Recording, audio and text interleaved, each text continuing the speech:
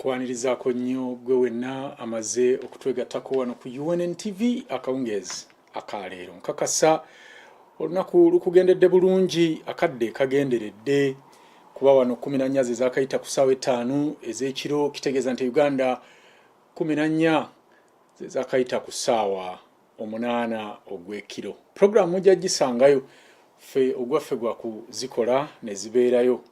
Bingi oluusi ebituleetera okujja obudde buno nga tebyebereka, naye ekikulu kujja bagamba nti better late than never. Olunaku lwaleero twataddeyo omutwe omunene nnyo ogugamba nti has Judas Iscariot risen to life? Many politicians in Uganda down her historical lane have played the role of Judas Iscariot. Is this role being played today in NUP in the person of Matthias Mpuuga? It may not be an easy question to answer. Now, since schools of thoughts are divided, despite the divisions, we today delve into the essence of the matter. Nkakasa banji eno mbadde mugirindirira. Kakati kyoba okola ku ddakiika eno yennyini kwe kweteekateeka ozukuseeko abasobodde era osharinge singa oba ofunye notification. Bonna bagambe nti program gye badde balindiridde okuva ku UNN ku nsonga za Matthias Mpuuga etuuse. Buli omu ajje atule ayige asobole okumanyisa omulala. Tell a friend to tell a friend that Mpuuga Live is live. Welcome aboard. Over 85% of Ugandans supported the federal system of governance.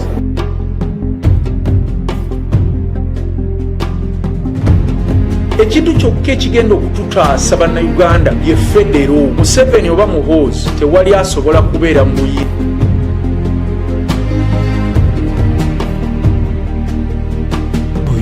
Museveni yennyini Museveni ayagala kutta.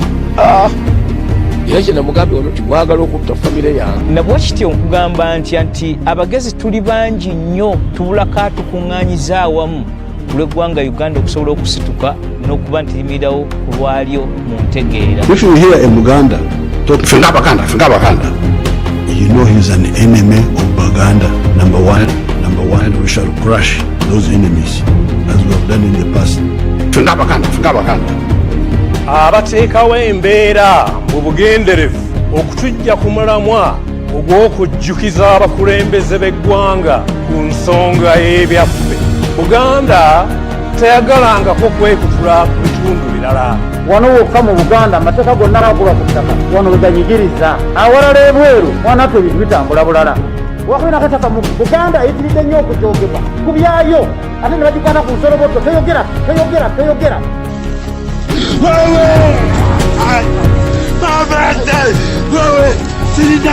Sirina, njakusoma. Sirina, bani tutemere yange, bani koze ekirala. Cash. So if they could be, and this slows down the pace because we must have cash to pay. Police has a right to shoot you and kill you, and you'll die for jail. Do it at your own risk. Ugu mwana kijanga ngana. Group ya chakula yitoro ninja kujimaraho. You just wait. Awakanyonkorra hansi. Yingo mwikaruko yegura. Oye. Awakanyonkorra hansi.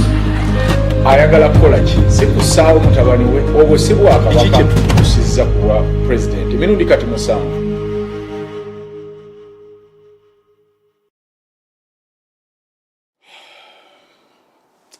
Mazima kiki kye tukyusizza emirundi kati giweredde ddala 7. Nkakasa omaze okubanga otebeera era omaze okugabana program ne banno abana b'ogenda okubanga olaba nabo olunaku olwaleero. Era naffe tetujja kulwawo nnyo kiri awo, twagala tusobole okubanga program tugikola ku speed ey'ekika ekya waggulu kitusobozese okubanga tuvaawo amangu naffe tweyune obudde. Bingi ebigenda maaso naye nga bwe tugamba wano tetupakuka. Ffe tulinga bikere, omanye ekikere bakibikira ku lw'omusana ne kirindwa ku nkuba kiryoke kikaabe. Okuva enjogera egamba nti n'asirika amanya. Ebintu bino oluusi okulwawo kubijjayo tuti tuba tukyabyekkanya tuleete ekyo ekimaze okubanga kisengejjebwa obulungi. Era nkakasa nti buli lwe tuvaayo n'ekintu muwulirawo enjawulo ku ebyo bye muba muwulidde. So bwe tulwangayo temulowooza nti tuba twerabidde. Tuba tumanyi naye tuba twagala tusooke twetegereze tulyoke ate oboolyawo tujje tukubuulire ekyekenenyezeddwa obulungi. Njagala oyanguweko tusobole okubanga tutandika. Naffe tuli wano tugezaako okugabana ne bannaffe abatonotono be tulina mu database yaffe tusobole okubanga tutambulira wamu n'okumanya. So ndowooza omaze okweteekateeka. Naffe katuteekeyo ebijinji ate oboolyawo abatamanya ngamba bano tusobole okubasibirayo ebweru. Omanyi baagufuula mugano nga gwanswa okuyingirira ebintu bye tuba tukola wano. Boke batulaba ku live nga bagamba kakubye. Goodness. All right. Kale ebijinji biwedde ate olwo tuba tuolekera butereevu ku preamble yaffe. Uganda is a deal state. Abajukira program number 1 gye twakola yali Get Off the Hook about deal economy. Ebisinga twabyogera. Era bw'obozeeyo n'ogiwuliriza byonna bye mulaba kati bigenda mu maaso twabirambika tebinnabaawo. Olw'okubeera nga deals nyingi zikutulwa mu Uganda in the economic and social parameters, tetusobola kuwakana nti ne mu byobufuzi mu Uganda bannabyabufuzi bakutula deals nyingi. Naddala deals nga zino ezirimu ssente enkuyanja.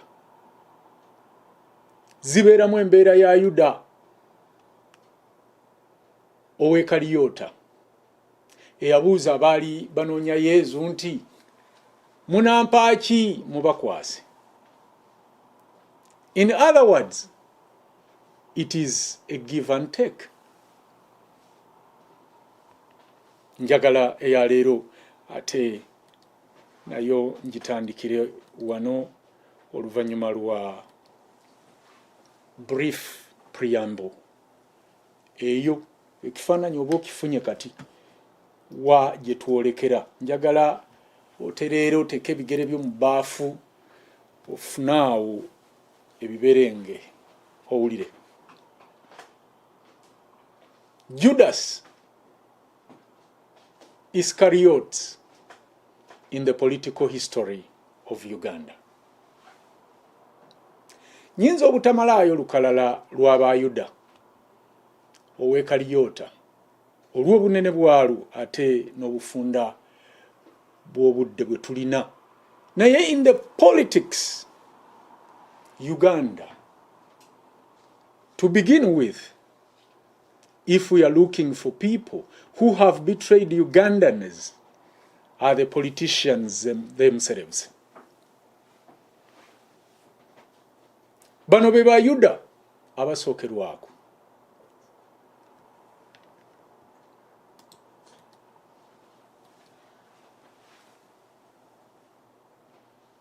Bano be Bayuda abasookerwako.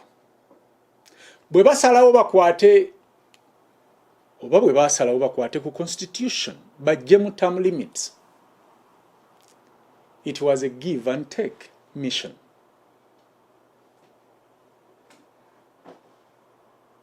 Baali bangi era nga bamaze okwezibika omusimbi era nga basuubiziddwa n'agafu in exchange for the betrayal of their country into the hands of the beast. Bwe bakkiriza okujja ekkomo ku myaka age limit omuntu gy'alina okubeera najyo okwesimbawo ku bwa president, era it was a give and take deal. Baali bafunye ekyojja mu miro era tebakulimba nti baali tebafunye kyojja mu miro. They did this in exchange for the conscience of the country Uganda. History has known of people like Besweri Mulondo, who claimed to be a Muganda and stood firm against the federal system of government. By implication, he wanted the public to keep maintaining that erroneous understanding that federalism is a Buganda thing. Era nti yadde kyabwe naye era tebakyagala.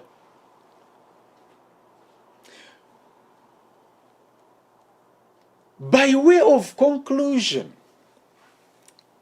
it is better we maintain the unitary system of governance.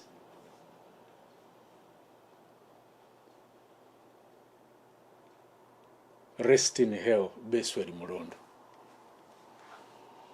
Abantu abalala ate era bazze baweebwa yo ne bafiirwa obulamu bwabwe mu ddiiru nga zino.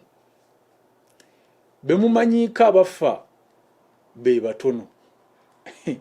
Be tutamanyi oba ngaffe be tutegeera eno mu kyama be bangi.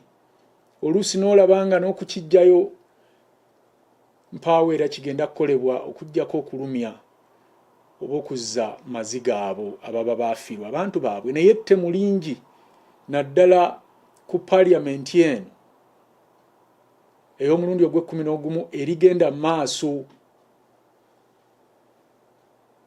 okukolebwa ku bantu abali concerned oba abagabanye ku musimbi guno gwe muwulira ogutokomoka mu Parliament. Abagenda nga collateral damage, oh my goodness. Naye buno obukyabuziba era olukalala lujja kuvaayo. Era mbakakasa buli gwe kikwatako ajja kukisasulira oba abaana be. kyovola bantu tukayanira kati okudda mu nkola ey'obufuzi obw'ennono obwa federo obuviira ddala mu nju nga ne bw'oba waggulu ku president tusobola okutrackinga paka ekika esiga oba lunyiriri muova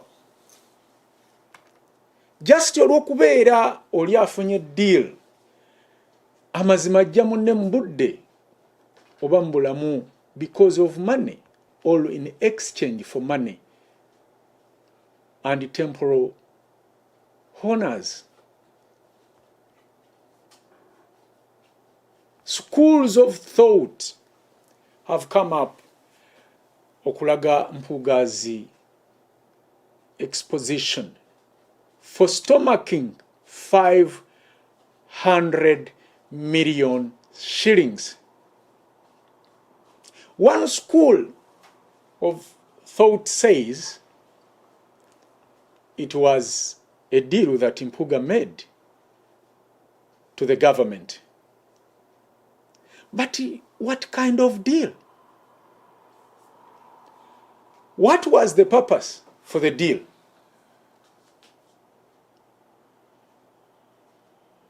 Bw'otunuulira ennyo ensonga zino era abasinga on the fact that Mpuuga defected DP and joined NUP, it is a ground that he would have been as a fertile ground prone to corruption. Omanyi omukyala bw'anoba ewabba eyamujja ewaabwe mu bazadde be n'amujja ku luggya kaakati gwe n'ogenda n'omusigulayo n'omuwasa mu maka g'oli eyamujja ewaabwe oba eyamusasula ewaabwe, there are many chances of this woman leaving you also. Kino saawa busaawa ebadde erindwa. Kuno okwanika kwe baanise Mpuuga kyangu okukiraba nti yagwa mu katego kano asobole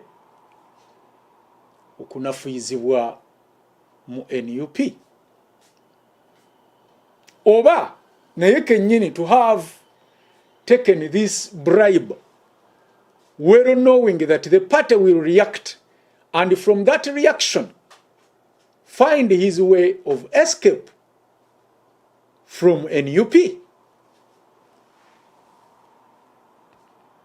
Abalala bagenda mu maaso n'okulambulula nti due to his political stand, Mpuuga has not been convinced with how the things are handled at the Secretariat of NUP, demanding answers for questions regarding Babi and Nyanzi's main roles they play in the administration and finances of the party, not to mention the money paid to Kyagulanyi monthly.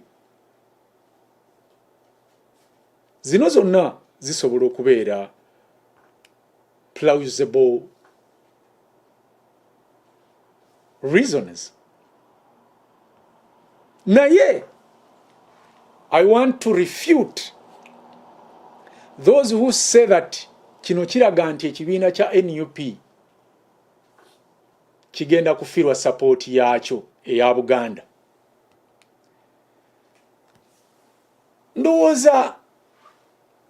Endowooza ng'eno gye twandibadde tusooka okukyayira ddala bwe tuba bagenda mu maaso. Ate nga mwattu, it is the high or it is the right thing. Eno era y'ensonga lwaki ffe wano we campaign for UFCC, Uganda Federal Consultative Council, not for a political party. Kubanga political parties tend to have bearing on certain regions, tribes, and religious convictions. Twandibadde at this point in time, we outgrow such mentality. Naye era kyolina okumanya is the fact that this is what is making the present government enjoy power for all these years and years to come. Kubanga tulemeddwa okuva mu pots and confines of our political parties ne tusobola okubeera n'ekifaananyi ekigazi ekyeggwanga okutwalira awamu. Bw'obeera ogamba nti kale zino ssente Mpuuga ze yatwala ebitaano zaali za give and take and betrayal of the party, osobola obutabeera musobya. Ekisooka buli member of parliament nabo bonna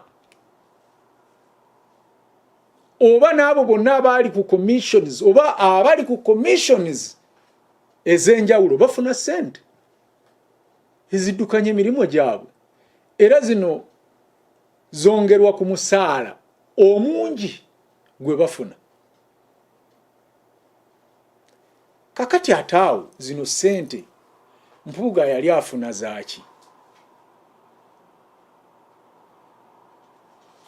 Kubanga ali well facilitated ku buli kyakola, era aweebwa ssente nnambika obulungi ez'okukola emirimu gye. Gatta allowance. Kakati zino tubuuza ziba zaaki kale oba zaali zaaki? Oli ku UNN, the Truth Command Center. What did Mpuuga give in transaction or exchange? Diru nga zino zibeera za give and take. Ekibuuzo kiri nti Mpuuga yawaayo ki? We all know that a matter involving huge sums of money which is not legislated but a matter of negotiation normally involves give and take.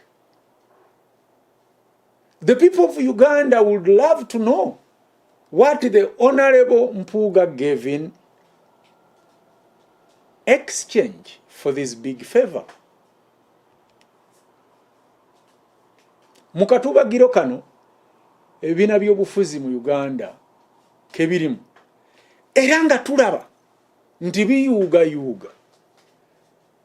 And Mpuuga being a key figure in NUP,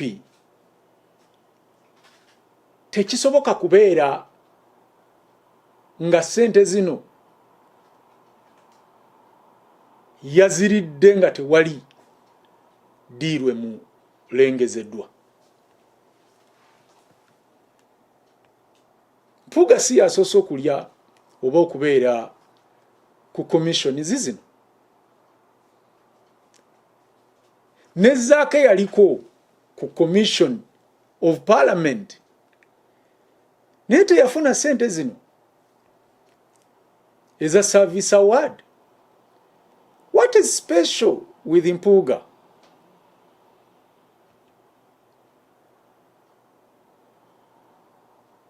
It will be remembered that Honorable Zaake's witch hunt started the day he started questioning the conduct of the Parliamentary Commission, where he chaired the audit committee. He was immediately kicked out for trying to expose whatever rot was going on there. Kijja kujjukirwa nti Zaake bwe yali ku commission yagezaako nnyo okubuuza ku ngeri Parliamentary Commission bwe yali eddukanya emirimu. Ekyaddirira kwali kumugoba nga ne Nabugi simufungize. Mujjukira era nti kyagambibwa nti Mpuuga negotiated with the government esobole okuta ababaka Alan Sewanyana ne Muhammad Segirinya olowooza zino z'ensimbi ezaali mu ddiiru eyo.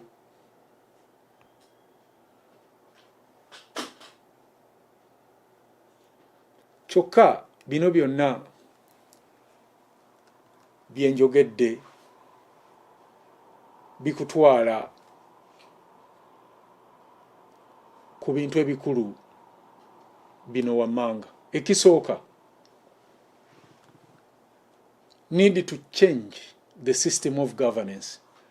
Okuva mu system etalumirirwa bantu eya unitary okudda mu system erumirirwa abantu era n'abantu gye balumirirwa eya federal. Ensonga y'okubiri, it shows that parliamentarians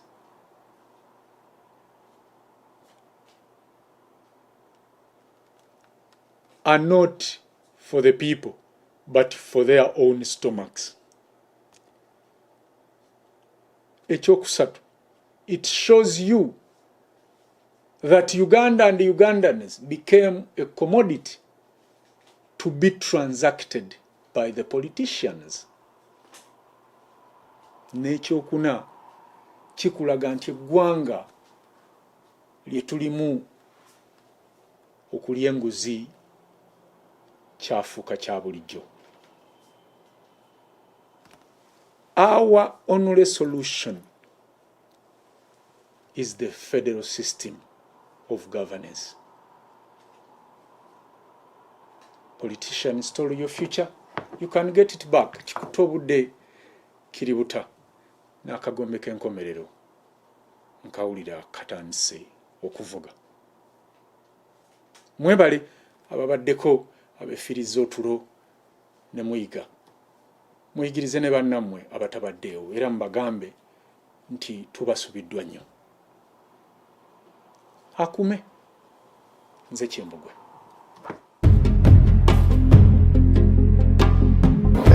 Over 85% of Ugandans supported the federal system of governance.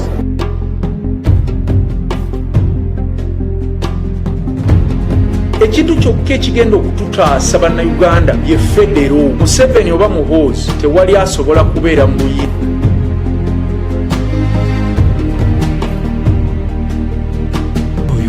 Museveni yennyini Museveni ayagala kutta. Era kye namugambye ono timwagala okutta famire yange. Nabwe kityo nkugamba nti abagezi tuli bangi nnyo tubulako atukuŋŋaanyiza awamu ku lw'eggwanga Uganda okusobola okusituka n'okuba nti limirirawo ku lwalyo mu ntegeera. If you hear in Uganda talk Fenga Baganda, you know he's an enemy of Baganda. Number one, we shall crush those enemies as we have done in the past. Fenga Baganda. Abateekawo embeera mu bugenderevu okutujja ku mulamwa ogw'okujjukiza abakulembeze b'eggwanga ku nsonga y'ebyaffe. Buganda teyagalangako kwekutula ku bitundu birala. Wano wokka mu Buganda amateeka gonna gakola ku ttaka wano we ganyigiriza. Awalala ebweru wanato ebintu bitambula bulala. Wakwina kataka mu Buganda eyitiridde nnyo okujoogebwa ku byayo ate ne bagikwata ku nsoloboto. Toyogera.